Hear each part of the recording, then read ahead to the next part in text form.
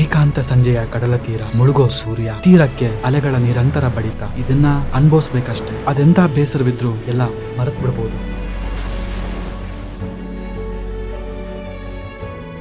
Gokarna ride series day 2 easy access ಆಗಿರೋ beach ಮತ್ತೆ famous beach. ದಾರಿ ಈ ತರ ಇದೆ. ಆಲ್ಮೋಸ್ಟ್ ಪಾರ್ಕಿಂಗ್ ಇಂದ ಒಂದು 200 to 300 ಮೀಟರ್ ನಡ್ಕೊಂಡ್ ಬಂದ್ರೆ ನಿಮ್ಗೆ ಈ ಬೀಚ್ ಸಿಗುತ್ತೆ. ಸುತ್ತ ಬೆಟ್ಟ, ಗುಡ್ಡ, ಕಾಡು, ಸಿಹಿ ಆಕಾರದಲ್ಲಿರೋ ಕಡಲ ತೀರ, ಚಿನ್ನದ ತರ ಹೊಳೆಯೋ ಮರಳು, ಬೆರಗುಗೊಳಿಸೋ ನಿರಾಳವಾದ ಸೂರ್ಯಾಸ್ತಗಳು. ಇದು ಫೇಮಸ್ ಕುಡ್ಲೆ ಬೀಚ್. ಈ ಕುಡ್ಲೆ ಬೀಚ್ ಇಂದ ಇನ್ನೊಂದು ಜಾಗ ಕರ್ಕೊಂಡು ಹೋಗ್ತೀನಿ. ಗೋಕರ್ಣದಲ್ಲಿ ಈಸಿ ಆಕ್ಸೆಸಿಬಲ್ ಬೀಚ್ ಅಲ್ಲಿ ಇದು ಒಂದು. ನೀವು ಬೈಕ್ ನ ಪಾರ್ಕ್ ಮಾಡ್ಬಿಟ್ಟು ಪೀಸ್ಫುಲ್ ಆಗಿರೋ ವೈಬ್ಸ್ ಬೇಕಂತ ಹೇಳಿದ್ರೆ ಮೇನ್ ಸ್ಪಾಟ್ ಇರೋದಕ್ಕಿಂತ ಸ್ವಲ್ಪ ದೂರ ಬನ್ನಿ. ಬೀಚ್ ಫುಲ್ ನಿಮ್ದಾಗಿರುತ್ತೆ. ಗೋಕರ್ಣದಲ್ಲಿ ಸುಂದರವಾಗಿರೋ ವಿಶಿಷ್ಟವಾಗಿರೋ ಬೀಚ್ ಗಳಲ್ಲಿ ಇದು ಒಂದು. ಇದು ಓಂ ಬೀಚ್. 2 ಅರ್ಧಚಂದ್ರಾಕಾರದ ಕಡಲ ತೀರಗಳು ಕೂಡೋದ್ರಿಂದ ಓಂ ಆಕಾರದಲ್ಲಿ ಕಾಣಿಸುತ್ತೆ.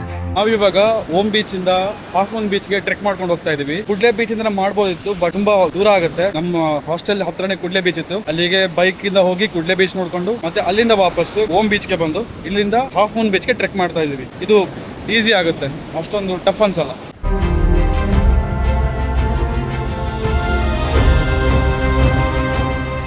ಈ ಹಾಫ್ ಮೂನ್ ಹೋಗೋ ದಾರಿ ಇದೆ, ಈ ತರ ಬೋರ್ಡ್ ಇದೆ, ವೇ ಟು ಹಾಫ್ ಮೂನ್ ಅಂತ. ಈ ಕಡೆ ಹೋದ್ರೆ ಹಾಫ್ ಮೂನ್ ಬೀಚ್ ಸಿಗುತ್ತೆ. ಟ್ರೆಕ್ ಮಾಡ್ಕೊಂಡು ಹೋಗ್ಬೇಕು ಸ್ವಲ್ಪ ದೂರ. ಈ ವ್ಯೂ ನೋಡಿ ಏನ್ ಸಕ್ಕತ್ತಾಗಿದೆ ಅಂತ ತೋರಿಸ್ತೀನಿ.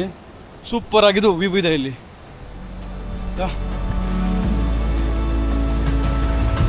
ಕಾಡ ಹಾದಿಯಲ್ಲಿ ಈಗ ನಮ್ಮ ಪಯಣ ಹುಡುಕುತ್ತಾ ಹಾಫ್ ಮೂನ್ ಬೀಚ್ ಅನ್ನ.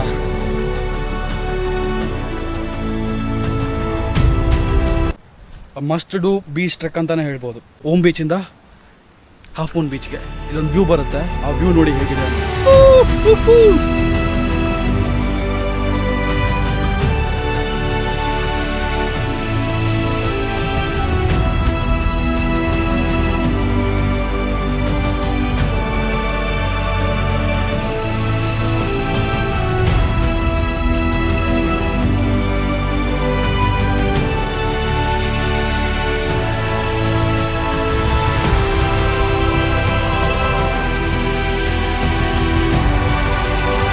ಹೋಗುವ ಹಾದಿ ದುರ್ಗಮವಾಗಿದೆ, ಆದ್ರೆ ತಲುಪೋ ಜಾಗ ಮಾತ್ರ ತುಂಬಾ ಸುಂದರವಾಗಿದೆ.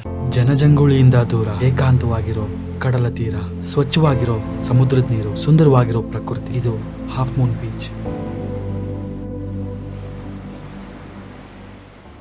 ನಾವಿರೋ ಹಾಸ್ಟೆಲಿಂದ ಗೋಗರ್ಭಕ್ಕೆ ಮತ್ತೆ ರಾಮತೀರ್ಥ ತುಂಬಾ ಹತ್ತಿರದಲ್ಲಿದೆ. ಇಲ್ಲಿಂದ ಗೋಗರ್ಭ ಶಿವಕ್ಕೆ ಹೋಗ್ತಾ ಇದೀವಿ.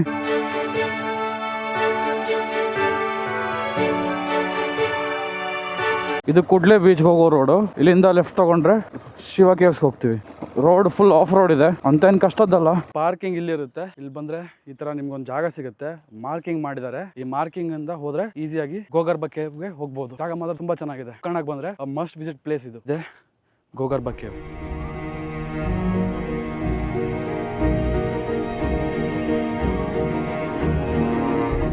ಭೂಮಿಯ ಒಡಲಲ್ಲಿ ಶಿವನ ಆರಾಧನೆ, ಗುಹೆಯ ನೆತ್ತಿಯಿಂದ ಹಾದು ಬರುವ ಪ್ರಶಾಂತತೆಯ ಆಶಾ ಕಿರಣ. ಇದನ್ನು ಕಣ್ತುಂಬಿಕೊಂಡವನೇ ಧನ್ಯ.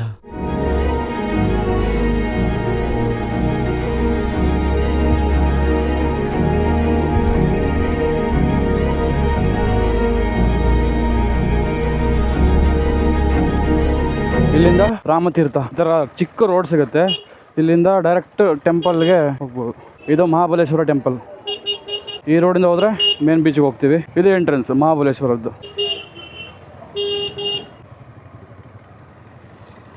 ಅಲ್ಲಿ ಕಾಣ್ತಾ ಇರೋದು ರಾಮತೀರ್ಥ, ಕ್ಲಿಫ್ ಮೇಲೆ ಇದೆ.